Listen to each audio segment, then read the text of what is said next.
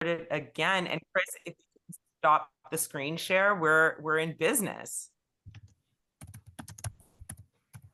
Let's see, side by side. I think Chris might have had some difficulties because I don't even see her in. Oh, here. now Okay, Rakita there we can't go. see anyone. Guys. Yep. Everybody's Oh, hey! Okay, did we get this together? Maybe. I mean, I hope. everybody's together now, Tanya. Oh my gosh. All right.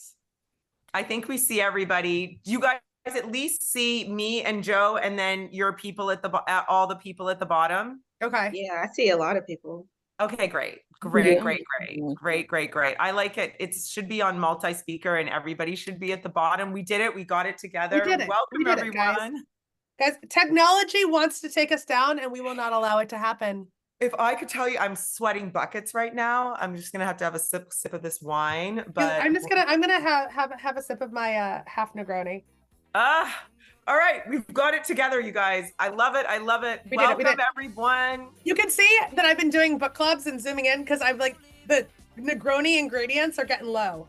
I love it. Work your way through that whole thing. It's amazing. And absolutely, you guys, welcome in.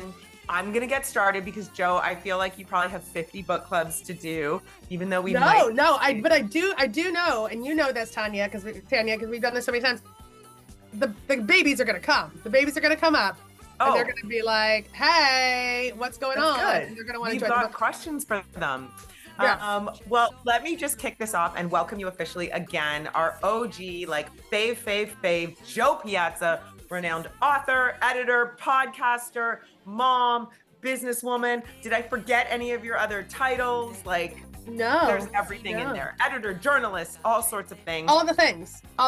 Yeah.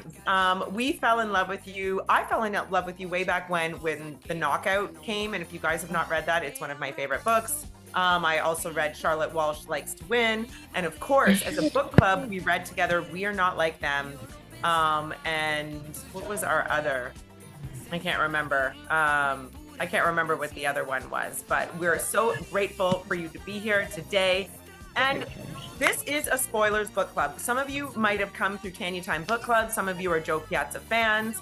Tonight it is spoilers. So if you have not read this spoilers, book, you might be very disappointed because we are going all in. We did this for the first 50 when your book first came out, and we got a little taste of it then, but now we're going all in. So I want to start off, Joe, and since most of us have read the book, I will ask in the comments here, has anyone not read the book, and is anyone really sad that we were going to spoil it for you? You can give us an emoji up, emoji down, let us know.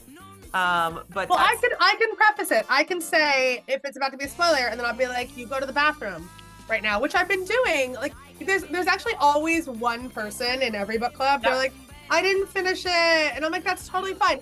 You should leave right now. You can come back. You can come back and enjoy everything, but I'm gonna spoil some shit. Yes, I love a spoiler. I love it. So a couple housekeeping rules for everyone. This is really not about me. You guys have read the book. We want you to engage with Jo as much as possible. I'm gonna kick us off, and then I'm gonna try and zip my lips as best as possible. You know, you're gonna try, but you're never gonna hard for me. But really, get your questions right. You know how we do. We'll just ask you to unmic, lift up your hand. We'll get in all the questions. We're also manning the chat as well. But so I'm checking all the questions. And yes, okay, music's down. We're all into book club. I will also record this. So if you do leave and you want to come back, we'll put this on YouTube so that you guys can check it out as well. So, Jo, I want to start off, and I just have to open it up with my own sort of questions because I really love this book. When I touched the first 50, I was like, this is really fascinating. We were very drawn into like the historical fiction aspect. For a lot of us in this group, you know, we're Black women. A lot of have a very immigrant experience as well, migrating to the United States. But it was super fascinating to me reading about these women in Sicily in the 1900s and the way they had to live and thrive in their communities. They couldn't read, they couldn't vote, like up until, you know, the 90s, their rights were so limited, like sexual assault, which is a very hot topic with Diddy right now. Yeah. You know, there's even references in the book right now where you're talking about, well, they wouldn't have done anything. No one has done anything. I want to kick off and like ask you a couple questions about why that was important to sort of tell that perspective. I really appreciate it from a Caucasian Italian woman's perspective, and how that sort of sparked diving into this story, of course, that resonates in your family as sort of your origin story, and the rumors of your grandmother being potentially murdered in Sicily. Yeah. I mean, I love everything you just said, because I think that this immigrant experience that we see in this book mirrors so many other experiences around the world, and also what happened with the women in Sicily when the men left. And when I discovered that when I first started researching, because the book is loosely based on my great-great-grandmother Lorenza's murder. I'm going to show you guys a picture of her really quick, just so you have her in your head, because when I mean, and I hate myself for having this stereotype, but like when I thought of like my great-great-grandmother, my Sicilian Nona, I'm like thinking of this like, like chubby lady stirring sauce on the stove. No, this woman would kill you. Okay. She would just like kill you with her stare. Oh, wow. Yeah. And so I knew this story, and one of but we didn't know much, right? Like it's just like families pass down stories, and especially when they're about women, the women are almost tangential to the story. They're like, we have a family murder, and no one knew her name. And so I started researching and found out that, when the men left, the women got power and they got agency in these towns. They learned to read and they learned to write for the first time. They took the men's jobs, they were buying and selling land. And, it's a time period in Sicily I had known nothing about. But if you think about it, that's been happening to women for all of history in, all of the countries. I mean, let's think about the Crusades, or like pretty much any time men went to war, women are left behind and they're left to keep shit together. And so it feels like a very, very universal experience that we just almost never mention. We never mention how the women are the ones holding society together while the men go off and do whatever it is the men are going to go off and do. And so I was fascinated by that. And I was fascinated about, also how the women came together and cared for one another. There's no male saviors really in this book. The women either save themselves or they save each other. There's no male saviors. Yeah, there's no male savior. And that was so important to me. And it was also important to me to tell the story of history through women's eyes. Again, something we don't see in the majority of cultures. It has not been women who have been writing history. And that's why so many of these women's stories have been lost. And I'm going to tell you something real woo-woo and crazy right now. I've been talking to a medium recently, Mary Ann DeMarco. She's a Sicilian American. We've been friends for a while, and she's been trying to help me solve my great-great-grandmother's murder.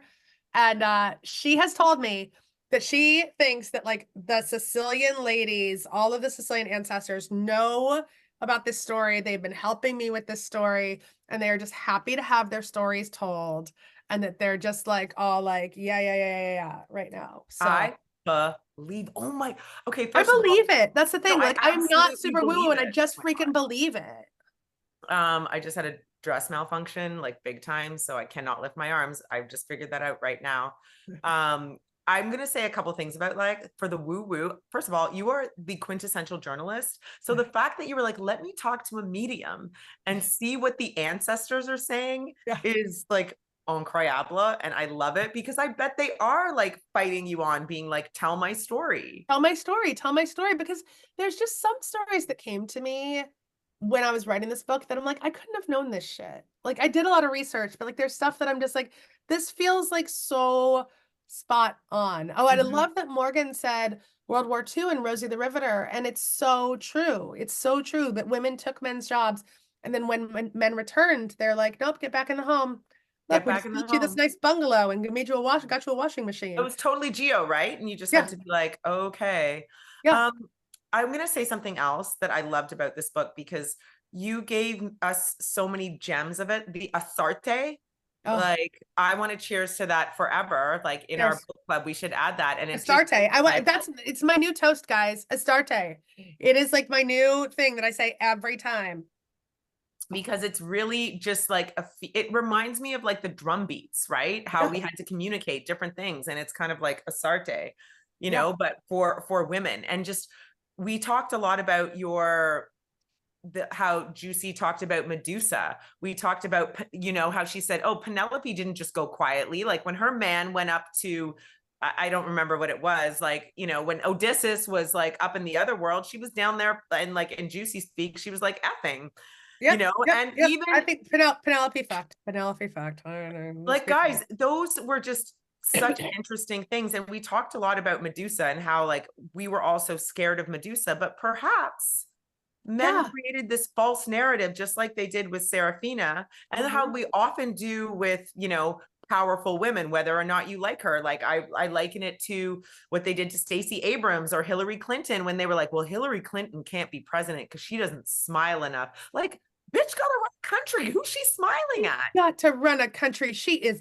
busy. Yeah, and witches, exactly. Which is the same type of thing. Anytime that a woman has power or even agency in her own lives, they call them a witch and they burn them at the stake. Yeah, yeah.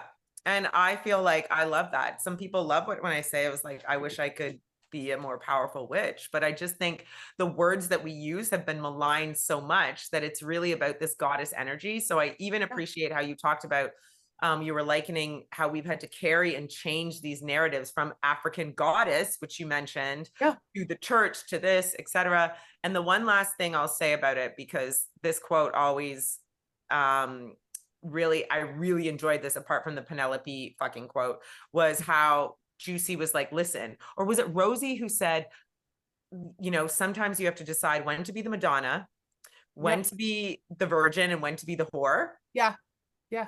And like, we talked about that, going like, when we broke it down, we were like, yeah, we have to do that all the time. It's another sort of female code switch. And we have to be like, oh, can you help me? Meanwhile, we're like, dumb. Like, I could have figured this out in 5 seconds. Yeah, I can save myself. I've got this. Yeah. But you have to know what role to play. And yeah, I mean, I just read, so one of my like weird, like Jo Piazza things that like a lot of people don't know is I actually have this master's in religious studies from NYU.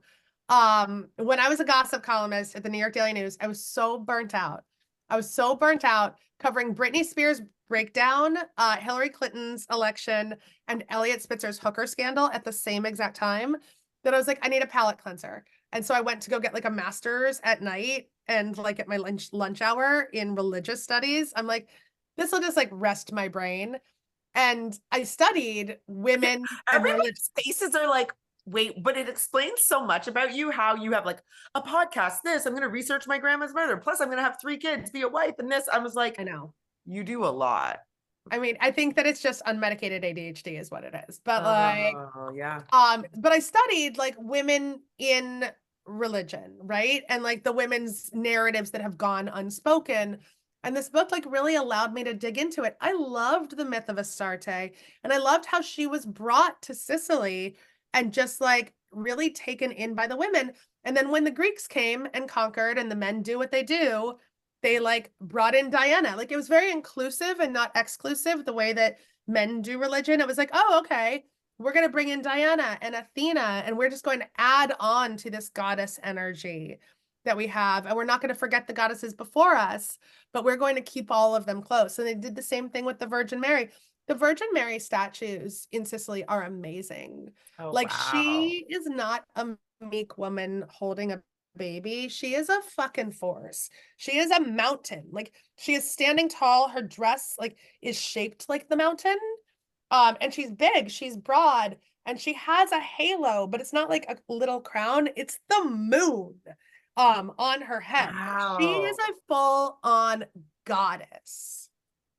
See, and we lose that. And I mean, we could talk forever about the patriarchy and just how like people are afraid of our power, like not in this book club, because I just, you know, will woo tell us to claim it every day, but we're all a work in progress doing exactly that. But it is really interesting how the religious aspect came in and really had to indoctrinate us into that thinking, because I think it was just fearful about power. About power and fearful about women's power. So, and you guys, come with your questions, because I'll keep talking. If you guys have direct questions, I'm looking to the chat. I'm going to just also bring us to the 2 main character. Well, I kind of feel like there was 3. Juicy to me had a lot of main character energy. 100%. 100%. Serafina and Sara. And I'm going to start off because Sara is modern day us. And for a lot of us, she was an interestingly complicated character. Some of us, for example, I was like, hey guys, who did you like better? Serafina's half of the story. And I think it was part of us because we're all like nerdy and geeks and we learned so much. Totally. And Sara, we were just waiting for her to be like, come on, come on. And I mean, that might have been projection or all sorts of things for all of us because she was also a very real woman. Like shit happened. She had, you know, she was going through a divorce. Her husband was trying to take her kids because he, you know, and we've all these things. Her business went under. People were really gunning for her. And she was in like what I like to call the sunken place. And it's hard to get out of the sunken place. It's hard to get out. And then you saw Juicy, and Juicy like would, like you say, cut a bitch.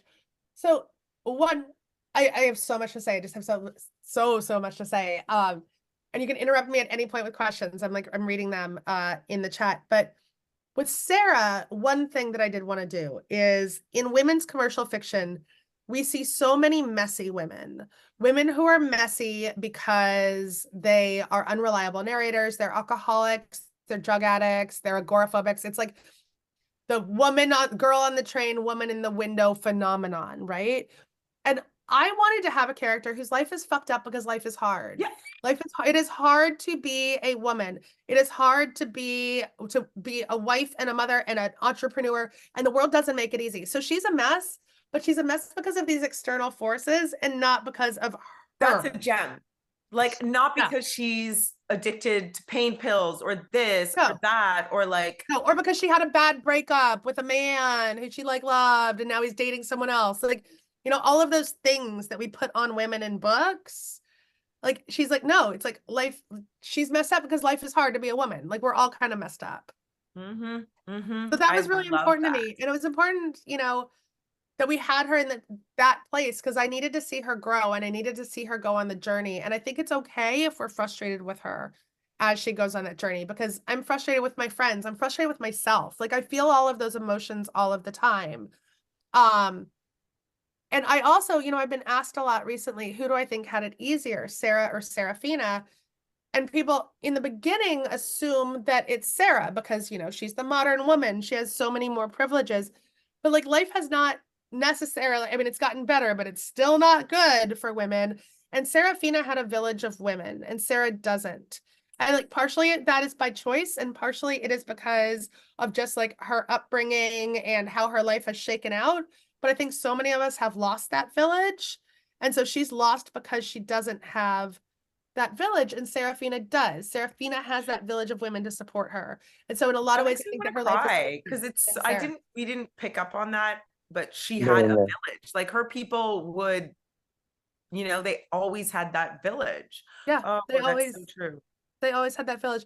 Now, Juicy is something else altogether. Juicy, I've told you guys this before. I don't plot. I am a pantser. I sit down and I fly by the seat of my pants. I knew sort of where we were going with Sara. I knew that Serafina's had, if anyone hasn't finished the book, put your earmuffs on. I knew that Serafina had faked her death. I knew that she wasn't actually murdered. That was the twist that I knew. I didn't really know anything else. And so I sat down and I started writing, and I mean, I knew that someone owned this hotel she was going to show up at, but then Juicy just made herself known in my head. She was just like, here I am Juicy. But like, tell us how this is. Is this like a medium thing where it's like, kind of, and authors, I'm not a writer. And so authors just say this all the time. And I like need to know. Yeah. Go ahead, it was like all of a sudden, like I had like that first description of her that she's wearing this velour tracksuit and like this haze of perfume, and she's like a lippy Jersey soccer mom. And it went from there. Like that was the first line that I had. And then she just got bigger and bigger and bigger and driving the plot. And then she got all this main character energy. But here's the woo-woo part about Juicy, guys. You're gonna die. I didn't know that Giuseppina was a name. Like, I knew Giuseppe was the like Joseph version, but I like did not know Giuseppina was a name, and it showed up in my head. And I didn't even know that Juicy would be a nickname for that, much less spelled and said Juicy. But it's all true. Like, they are all things. And I looked them up later and I'm like, oh, okay. but it just showed up in my head, which like, so and that was like one of the most common names in the town where my great-great-grandmother was from, but I didn't know that till 3 months ago when I went to the cemetery to go like search the graveyard. So yeah, she showed up. She wanted to make herself known. She's one of my favorite characters of all time that I've written. And can I tell you guys a secret? Yes. Okay. I'm not supposed to be doing this, but I'm doing it. I'm working on the sequel. Yeah. Sorry. Yeah. Guys, and I can't stop. I can't Nice. stop. I'm not supposed to be doing it because my editor bought a different book from me. She bought like this feminist art heist mystery that tells the unknown story of Jo Van Gogh. It's a very good book. It will be a wonderful book. I'll write it, but I can't stop writing the Sicilian Inheritance sequel, and it's very juicy heavy. Okay. And that's so funny because it's juicy, but my 2-year-old sense of humor that is like so base loves it. Last, you had a question. I think Jo, I hope you'll be able to unmic. Yes. I have. I was waiting for her to tell us that secret. So Jo, this book was like up and down, the going back and forth between characters. Yeah. And I mean, the end was a very surprising thing because I was actually waiting to think that it was the wife of her best friend who killed her. Sorry, spoilers alert. However, I'm kind of going back to Sarah's character. Like, did you write one character first versus the other? And like, you kind of knew Serafina, but yeah, I knew Serafina. I mean, her story came first in my head, but I also knew that I wanted a modern day woman going back to Sicily, mainly to transport the reader, right? So that we were getting this experience and this adventure, and it was taking us a little outside of like traditional historical fiction. But because I just sit down and write and I don't plot, I really did write straight through. And so I wrote like Sarah's section and then Serafina's section and Sarah's section and Serafina's section. And I didn't go back. I just like let myself sit with it and go, because I firmly believe that like perfection is the enemy of done. And like if you like think you have to get everything perfect, you're never going to finish anything. So I just like got the first thing down. And then that's when I took the sections apart. And so I read Sarah's section entirely on its own and Serafina's section entirely on its own to make sure they could totally stand alone as a novel without the other one, if they had to. And once I got them to that point, then I relayered them and read it through for the first time with each section to make sure that the Easter eggs lined up and like the plot points and that you were figuring everything out at the right times. And then constantly tweaking. I mean, I'm constantly tweaking because I was constantly doing new research, and you know, inserting. I mean, I was adding things like until the 0 hour when they're like, this book has been copy edited 3 times. You can't add anything. And I'm like, but. And then I did. But So good. yeah, but and I think, I mean, I don't know. Every writer writes differently. Like a lot of you were here for the We Are Not Like Them book club. And Christina is a plotter. And so she does these really, really robust, intense outlines. And we have to when we're writing together, because you have to know where you're going to go with another person. And it drives her insane when I tell her how little I plot my books. She's like, I'm literally getting hives. And I'm like, I know. But I can't really do it any other way. Mostly because I don't have the attention span to sit down and write something unless I'm like all in and writing it. But also because I do think that some of the magic happens in the unknown, in the blurriness of like trying to see your way through. And that's when that's when the best characters and the best plot twists all came to me. I love it. I'm opening up for questions. You guys dive in, jump in, or we can go through the chat. I have a whole litany of questions. Jaleesa asked, how long did it take you to write this book? Like, does it just pour out of you? Yes and no. This is the longest process for any of the novels that I've ever written, because I picked it up, I put it down. It's like been something I've wanted to do for a really long time. And in fact, after I wrote my novel, Charlotte Walsh Likes to Win, which was 2018, and that was when Christina and I met because she was my editor, this was the next project that I wanted to do. And I started to write a version of it, and it wasn't working. And I put it in a drawer. And then Christina and I wrote our next 2 books together, and I just kind of left it for a while. And I had never done that before. And then during the pandemic, we had kind of a break, kind of a breather. And I said to my husband, I'm like, I love this book. I'm like, I don't know if anyone's going to want it though. And he's like, just write the whole thing for you, write the whole thing for yourself. And don't worry, Nick, anyone's guys, going to follow buy if you it. don't follow her on Instagram. You're He's missing so out. sweet. He's so sweet. He'll probably come up here at some point too. And he brings me snacks. But and I did. So I wrote the whole thing without having an editor, without knowing if it was going to sell, without knowing if it would go to market. And I hadn't done that in a long time either, because I had been like being commissioned to write novels off like 100 pages or like, you know, a proposal. And like that was also really magical, and having the space to do that and to just explore and be really creative. So the whole process was 4 years, and usually I write a novel in about a year. And this was like 4 years all in. Wow. Okay, you guys, I'm going to keep going with my questions. I need to talk about Juicy. I need to go back to Juicy. Great. I just need to know, like, there's a lot of things about Juicy that people like loved and hated. Nobody trusted that girl as far as you could throw her. Oh, Like, she wasn't meant to be trusted. She steals. She told you exactly who she is. My top question for Juicy is, in the end, she was a diabolical mastermind. Yeah. Would she have let Sara die on that cliff? Probably. Oh, wow. Probably. But I also go back and forth on that.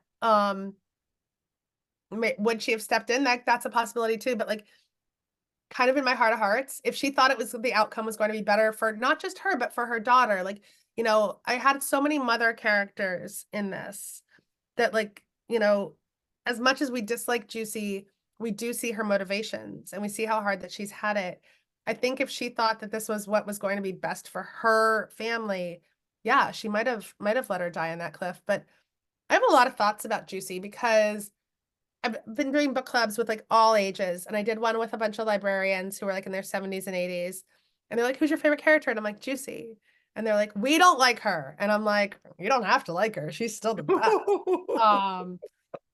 But I think that's really interesting if we think about what makes a female character likable, and do they have to be likable? Male characters are allowed to be anti-heroes. I mean, look at Tony Soprano, Don Draper, Walter White. Like, they're allowed to be complicated. They're allowed to be very flawed, and we still love them. Right. And so why, but I can't really think of a proper female anti-hero. Hey, you want to say goodnight to the ladies? Down. Yeah, I know. I'll be down to put you to bed. I'll be down to put you to bed. But I'm already going to. So you go to bed and I'll meet you in bed. Okay? We won't keep her long. I'll meet you there. I would die. Soon. Very soon. Okay? You go with Daddy and I'll meet you there. Say goodnight. Like, our heart breaks. I know. I know. Oh my gosh. Oh He my had, don't feel that bad for him though. He had a lot of mommy time tonight. He's just tired. Of course we feel bad for him. I know everyone feels bad Cutest for him. little Don't feel thing bad. with his perfect little coiffed hair and that. I know. I know. He does have the best hair. He sweet little really does. face. I know. I know. He's so, I mean, he's just the cutest. I know it's the what time. And I'm like, what? Soon. And he's like, no, I need to know the exact time. He's a man who loves a clock. He's a man who loves a clock. You know, I thought girls were adorable, but boys like that are just like, mommy. Yeah, this is the one. Yeah. This is the one who wants to do the math before bed. So yeah, he likes me to come and do math in bed with him. He's also been making us a flower guide to the neighborhood. Oh my God. I know. Oh I my know. God. I love it. I love it. And y'all, like, she has 3 kids. So there's so many of them. Really there's beautiful. So many of them. Yeah, the girls are in bed. Nick Asser's been doing a good job getting them to bed. He's been doing great. Okay, we'll go through these characters. So Juicy, she's tough. She's interesting. And she masterminded this whole thing. Then you have Serafina. And one of the things that I feel like to the end, we really feel like she blossomed. She stood up to Juicy. She was like, yo, give me my money. Give me my money. Yeah. And it was very shocking. You know, she even stood up to her husband. So what happens? We know we're going to get a sequel for Juicy. What happens to Sara? Like, oh, well, they're both in the sequel. I'm going to tell you. I have not been talking about this, but like, I feel like I'm in a safe space. Okay. So what we know, and again, if you don't want a spoiler, put your earmuffs on or walk away, go to the bathroom. Now's the time to pee, get yourself another glass of wine. We know that Juicy is taking over part of the Sicilian mafia and she's going to make it feminist. We also know the Sicilian mob really hasn't been doing that much in the US as of late. And Sara gets her money. She goes back. It's like a year and a half, 2 years later. She opens her butcher shop the way she wants to. It is a meat, cheese, and wine shop called Rosie's. I know. It's perfection. And she's, kind of maybe working it out with her ex-husband. After she stood up to him, he like kind of comes back and is like, you were right, I was wrong. It gets complicated because, as we know, he is a prosecutor, and so we need to have him involved because Juicy shows up at Sara's shop and she's like, hey, cousin. And she's gonna run her version of the Sicilian mafia out of Sara's butcher shop. I'm front. dead. So it's like Weeds meets the bear meets the feminist Godfather. Oh, that is good. I know, it's so good. I can't stop writing it. I love it. Good. All of it, because I need to look. I know everyone. I want to know about the husband, the baby. I mean, there were so many things in the end of this book and that I loved, that just tied everything up so perfectly, but great.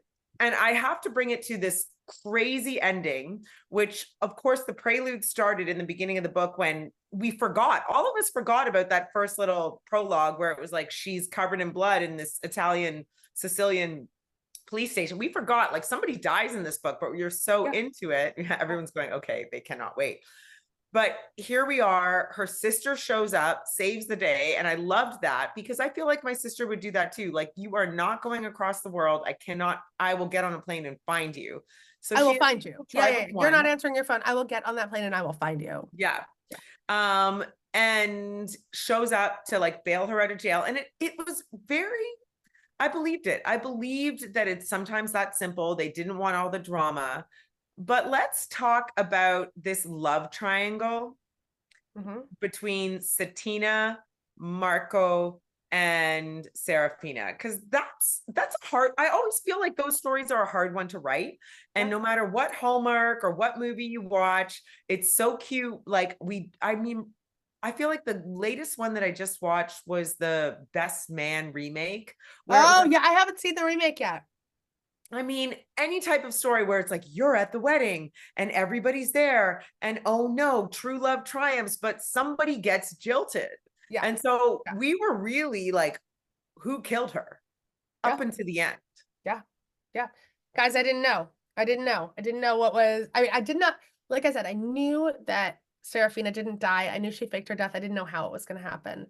And I literally did not know until like the last minute that it was Satina. One of the things that I did know pretty early on is that I wanted to write a love story, but not a typical love story. I wanted to write a friendship love story between those two women, between Serafina and Satina. They were each other's people. And I wanted that to, really be the backbone of Serafina's life in a lot of ways. And then also make us question, what is marriage? Because Satina had a marriage of convenience with Marco. This was very, very common. A husband dies, the brother steps in, they get married. Like, you never know if anything's there or if you really need a man to be protected in this society. And Satina got exactly what she wanted. She got to be a mom, and that was her biggest desire and her biggest dream. I don't think that she cared. I think she probably knew all along about Serafina and Marco, and I don't think that she cared. I think she wanted them to be happy. I think she didn't want to be embarrassed and didn't want to be dishonored, but at the end of the day, she wanted what was best for those two people that she genuinely loved, particularly her best friend. And she wanted to save her best friend in the end. So I don't know. I did talk to one group of women who was like, how could she save her after she fucked her husband? And I'm like, he wasn't really her husband. Like, that's the thing. Like, marriage has so many different meanings and so many different ways of being a partnership. So I kind of, again, it's like another one of those tropes I wanted to get rid of, that women are always jealous of other women. I think that we have a lot more understandings than we think, that are ever really shown in popular culture. Yeah, yeah. Rach, I saw you just raised your hand, but I can't see you, but I hope you can unmute and ask. Yes, I think I can. You hear me? Hi. Hello. I really enjoyed this read. Oh, Beautiful descriptions of the scenery and everything. Loved it. I wanted to know, like, what, like you were just talking about, how do you say her name? Satina. Satina, sorry. It can be Satina or Cettina. And so in Sicily, a lot of people are calling her Satina, and so I'm kind of going with it. In Sicily, it would be Cettina, and her nickname would be Chetty. Chetty. Oh. Okay. Chetty. Like, Yeah. I like that. But yeah, I know it wasn't her story, so she was on off page. I once she came back, I knew she was gonna like help her basically fake her death. But before that, I was like, how did she come up? Like, was it the near death experience that really propelled her to forgive her and move past it? Like, do you think like that would be off page? Like, do you think she had to reconcile with that for a while to come to the conclusion and kind of like she loves them and she understands why everything happened? I do. And I think for her, it was less the betrayal and more the public shame, because, we're living in a small village where honor is everything, and she didn't want to be embarrassed. And so she was keeping her distance for that reason, and also because her brother was very dangerous, and she kind of knew that she had to keep her distance from Serafina at that. But yeah, I think it was the near death, and I think it was knowing not just that her best friend might be gone, but also that she might lose that baby. And so like just like we show up for each other. We show up for each other when we need each other. And I do think that is what ended up bringing her back. Okay, now I was trying to rush to read, but whose baby is it? Marco's baby. Definitely okay. Marco. I was hoping so, but yeah, I couldn't. It's definitely Marco's baby. Yeah. According to the timing. But I do think, and I get asked a lot, if like Gio really would have accepted that baby, and I think he would. I don't think he would have if Serafina were there, but I think without her there, it's just easier to believe. And he wanted to believe. He wanted a little girl. And he didn't have to have his wife there as this constant reminder that he knew she didn't really love him. So then he would question it. So with her gone, she was right. He would take in that baby and he would care for her. And then one more thing. I wonder, since they had the communication with the phone, how come she didn't let Marco have like one last word before he died? I think that Serafina it's such a good question. I think about it a lot. One, I think that Serafina did not want it. I think she really like would have been broken by it. But also I think it was maybe Chetina's like one little piece of control, right? She's like, you know what? I got my best friend. And not that she was jealous of the relationship the two of them had, or she was more jealous of, Marco having Serafina than Serafina having Marco. And so I think she wanted Serafina all to herself at the end. That's interesting. And do you think like, what was the age difference when she saw her daughter when she was older? Like, I know she was 55, I think you said, and then the mom was like, how old was Serafina? And Serafina's in her like late 70s. Serafina starts having the babies when she's 15. And so she's in her late 20s when she leaves, which again, she's late 20s, early 30s. I've done the math before and now I can't do it again. Oh no, I can't help that. Wonder all these things, like these random things. You know what? I have all of the math worked out and like all of it like written down on random pages. I'll text it over to you guys. She's late 20s, early 30s, which again, if you think about it, yes, she's raised all of these. She's a baby. She's so young. And so many of these women were so young and just expected to kind of give up all of their dreams and ambitions. Yeah, it was nice to see her become a nurse, but do you think she would have gone for her doctorate? Not that nursing is not a wonderful career or a good thing to do, but do you think, I feel like she would have gone all the way, no? I think she would have gone out. I think she would have kept trying. We do have her like very early on.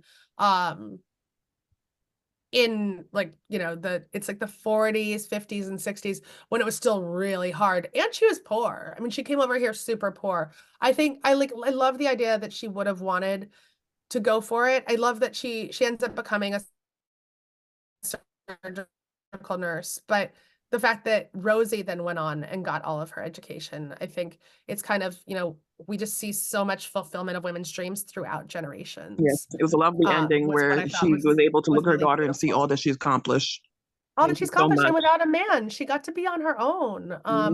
Which I also think for a woman of that time period to have agency over her life is a really powerful and unique kind of thing. Yeah, it's a beautiful ending. Thank you. Yeah. Do people often ask you, and you guys, we're going to let Jo go at 8 so she can, or 9. So there's about 10 minutes. So come with your questions so she can do math problems. However, because I was so conflicted. I wanted her to like talk to Rosie and be like, I'm your mama. Yeah. Yeah. I mean, with all of the books, there's like a multiverse of the way that things could have been. And I've tried out a lot of things. I tried out one scene where she approached her. And then, like, honestly, it was another instance where the characters were like, nope, nope, nope, nope, nope, nope, nope. Like, just imagining how jarring that would be. And like literally coming out, like out of the blue. And I also don't think it was Serafina's way. I mean, she was much more reserved and much quieter and a woman of a different time. So no, I don't think I tried it out and it just didn't work. The characters were like, no, no, no, no. I got it. Lass, I see your Jo, hand. can you tell us something about the podcast? Oh, I can tell you all about the podcast, friends. So like I said, this was total, I mean, the book is fiction. It is purely fiction. I just had this nugget of the idea. I knew about Lorenza's murder, but I didn't know anything else. I didn't know the dates around when she died, and I didn't even know her name. So many of my family members didn't know her name. The story was just like, oh, your great-great-grandmother was murdered in Sicily. And it was like everyone, you know, we cling to stories as parts of our identity too. So the men all thought that it was the mafia because they love the idea of like strong men and mafia. And the women were like, no, she was a healer and a witch. And like, she failed to heal the wrong person. Because I think that all of my female relatives think they're Sicilian witches. But I like used that as the jumping off point for the book. And I did a ton of research for the book into the history and everything, but not my personal story. So once it was finished, that's when I was like, oh, now I've got to solve this murder. Now I've got to do this in real life. And so I've been going back to Sicily for a year now, digging through records. Like I said, I didn't have anything, but I started with Ellis Island here. And they're so incredibly helpful in finding all government records, including the ship manifests. I worked with this guy, Stephen Lean. He's such a gem. He's such a sweetheart. He's like Ellis Island, New York, like the port where so the you port, could, even as a regular non-journalist, like they're helpful to, so helpful. They're helpful to regular non-journalist people. Like they love research. They love being helpful. You can call them, you can email them. They're a treasure trove of information. And so the records, the ship manifests were interesting and helpful because they had to list who was left behind. And for all of her sons, and her husband, it was their mother was left behind. And they also had to list her birthday. So that's how we got her birthday. That was our starting point. Wow. But they also pulled all the census records for me, which was the census records on ancestry.com are also a really great place to start because they just have so much information. So I had her birthday when I got to the town where they're from, which is Caltabolota in real life. I changed it to Caltabolessa because I had to change like 2 details. And I'm like, oh, let's just make it easier. There's no fountain in Caltabolota, by the way. So the fountain was Serafina. I needed a fountain. And so I had to change the name of the town. But it's a tiny town on top of a rock, on top of a mountain, right outside of Shaka. And I get there and I find, when I looked up her birth in the big book of births, there was a notation for her death year. So then I could go to the big book of deaths. So I'm in this tiny town hall. Like there's no computers here. Like everything is handwritten in these books that are like this big. While I'm talking, I'm going to try to pull one up on the phone for you guys. And handwritten, oh, my phone's dead, so I'm not, but I'll send you a bunch of pictures. Handwritten in these books. In the Book of Death from 1916, she wasn't in the normal section. She was in a second section, which was reserved for deaths by unnatural causes. And this was the first time that I was like, oh shit, she was really murdered. Like I really thought my family was making it up. But then it wasn't just her. There was another death by unnatural causes on the same day. The body was found in the same location. It was a man named Niccolo Martino that my family had never heard of before, and they were both killed at the same time in the same place. A lover. That, I mean, literally, that is what everyone in the office says at the same time, including the records guy, including our like old translator who was not bought into this story at all, who's known my family for 20 years.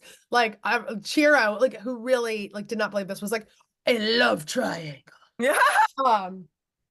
And so like everyone's bought in, and like that's really the starting point for the podcast, where now we're investigating who is Niccolo Martino, what can we learn about him and about her. I got access to the court records, the homicide and mafia records from 1916, all of which are set to be destroyed soon just for space. So I got very lucky. What? Yeah, Why I know would we there's destroy anything in this day and age?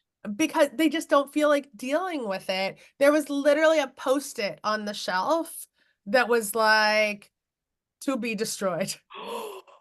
But I got all the access to it. And so the podcast is me going back to Sicily with all 3 kids, by the way. All 3 kids last summer. I moved them all to Sicily.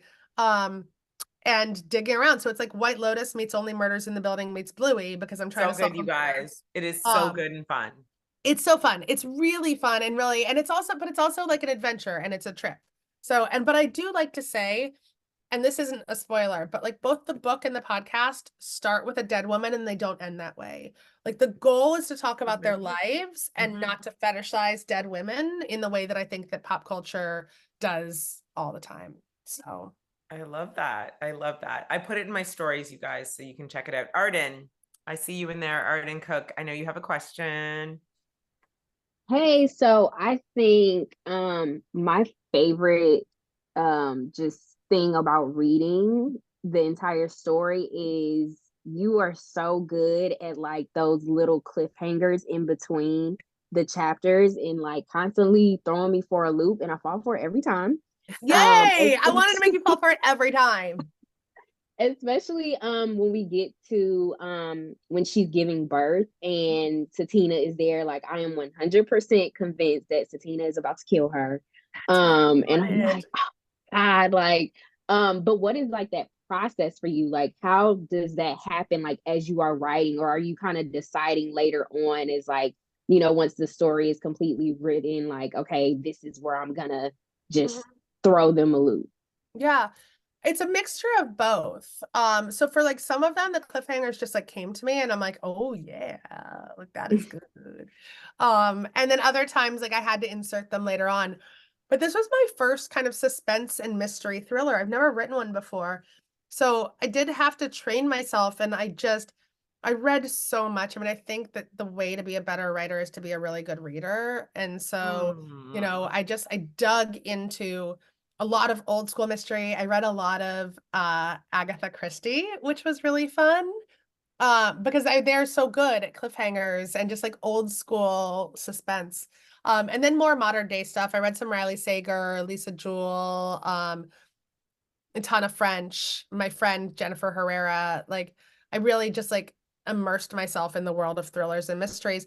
And honestly, as a writer, I've been like, now I try to write what I want to read. And so I took the things that I enjoyed, and I went with those. I wanted, at the end of the day, I wanted this to be a book that like uplifted women, and, you know, it had something to say, but like, I also wanted like to transport all of you to Sicily. And like, I wanted it to be an adventure that like took you somewhere and like you could escape. Because, you know, I've been reading so many books lately. Like I walk away and I'm like, that was really beautiful, but like, I feel bad about the world and unhappy. And I'm like, I did want to bring readers joy, because I want books to spark joy and spark hope in what can be a really dark place right now. Luca brought us joy.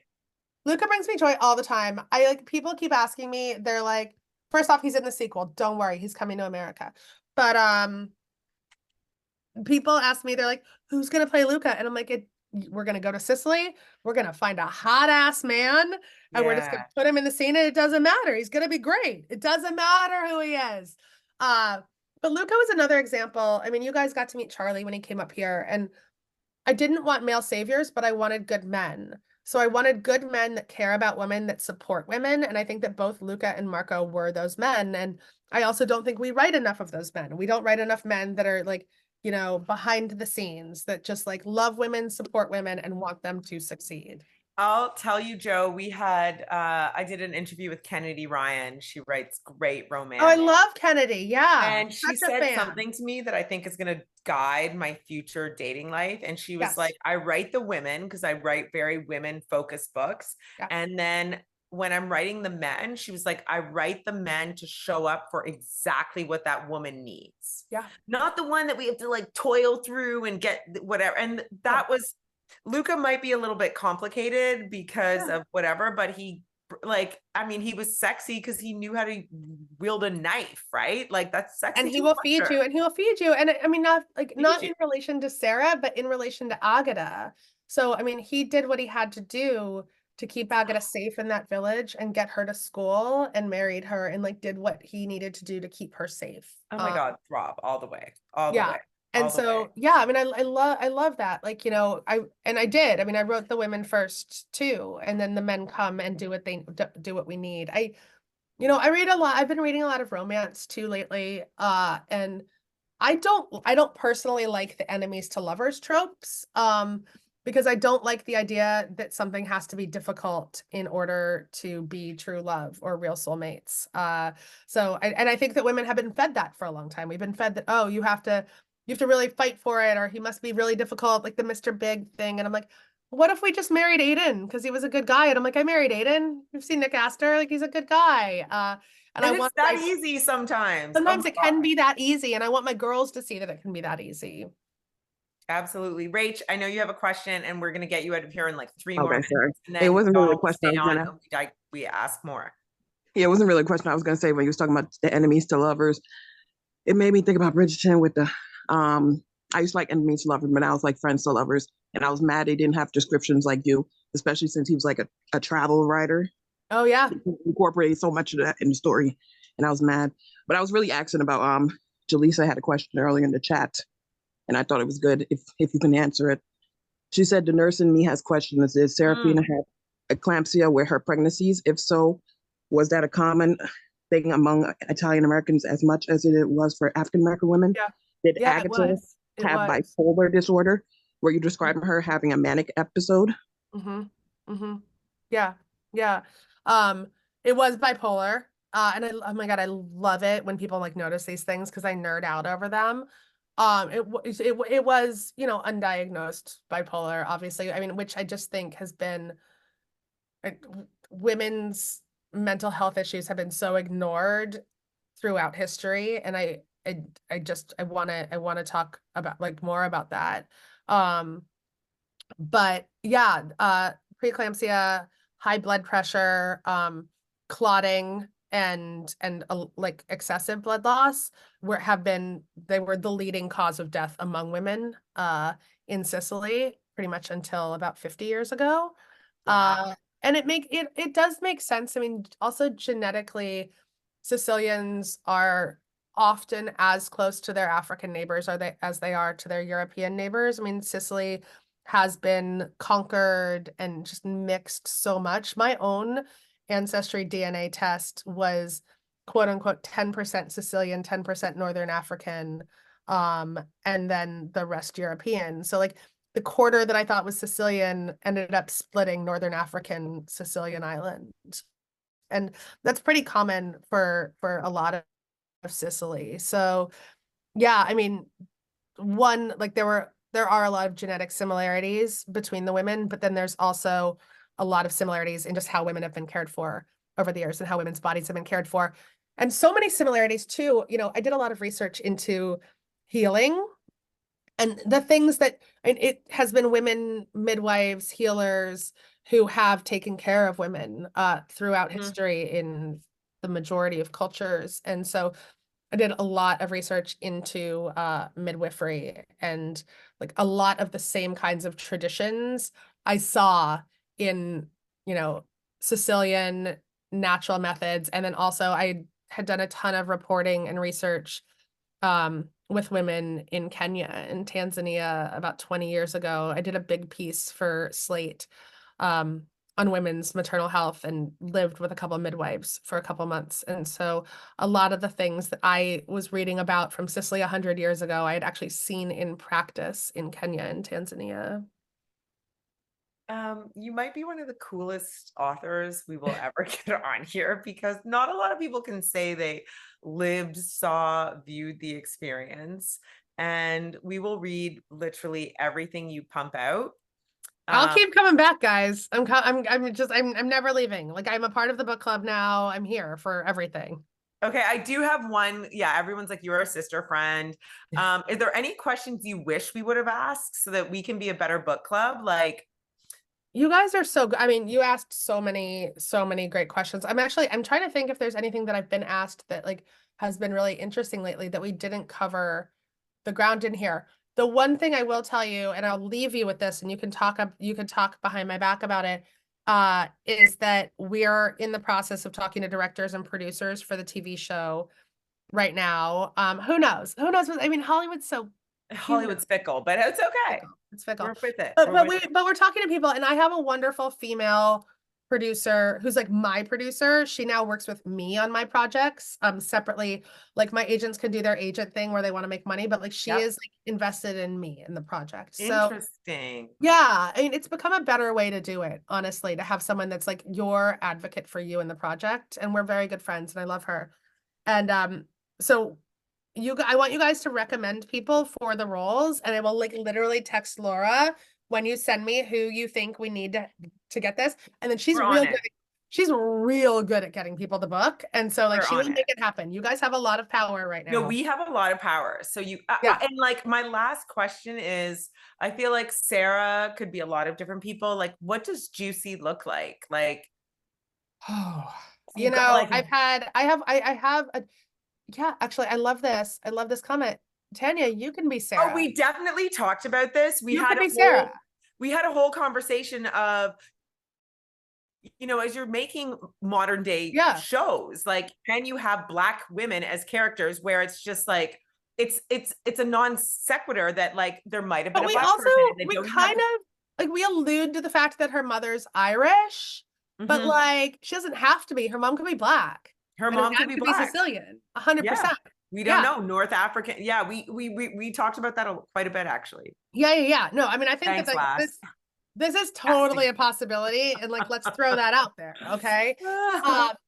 So the one thing I have been saying is, I'm like, you know, for the Sicilian characters, I really want to use Sicilian actors. Like, you know, if you've seen White Lotus, they have such incredible actors who are such good character actors. So I was like, you know, for Serafina and Juicy, I think we should. And then the other day, someone was like, no, Marissa Tomei has to be Juicy. And I was like, no, she doesn't. But then I had a dream where she was. So I'm like, maybe the ancestors are telling me something. I've seen Marissa Tomei in some weird things lately. She was in a movie. Did you see the Peter Dinklage one? Yeah. It's real weird. Pretty. She is She plays a tugboat captain. She's a tugboat captain who has sex with Peter Dinklage on a tugboat. It is weird. And I'm like, okay, because it is outside the norm of what you've seen her. So I know.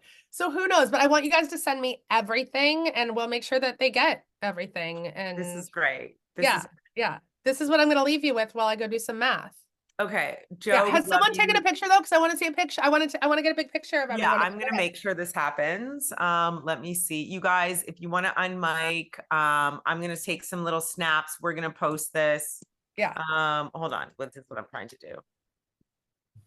Hold on. I need to get rid of this. Oh, I love it, you guys. One more. Get your best face. What's my best face? I don't even know what my best face is. Mine is probably infused with wine right now, but I'll hold up my Lorenza. Oh yeah, you have to send me that. I'll send you all the pictures.